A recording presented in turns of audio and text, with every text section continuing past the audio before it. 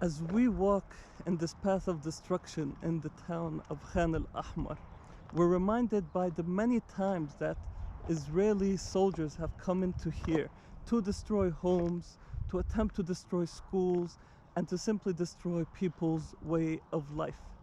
Now, what's the goal of all this destruction? Why is this indigenous Bedouin community under attack? If you look on top of the hills, you see the settlements encroaching. Now, these settlers have gone through, with the support of the Israeli government, extreme measures to try and remove the citizens of this town. Dozens and dozens of children. What is the final effort? It is to connect these settlements and spread all across these hills until they get to Jerusalem.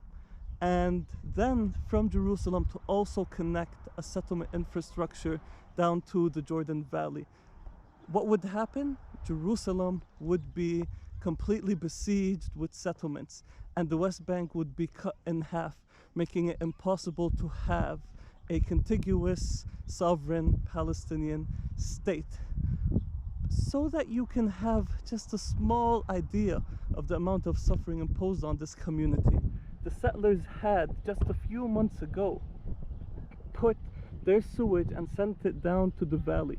And the valley down there to our right was filled with fuming, toxic sewage that led to the children becoming extremely ill. People couldn't breathe because the smell was so bad. And yet, the community decided to remain. When Israel last year attempted to send in bulldozers and made the decision to forcibly destroy this whole town and kick out all of its citizens, the citizens here said, we will be resilient, and Palestinians and international solidarity activists came to Khan Al Ahmar, and they stayed in a tent on that side of town to ensure that when the bulldozers came, people would non-violently stand in their way.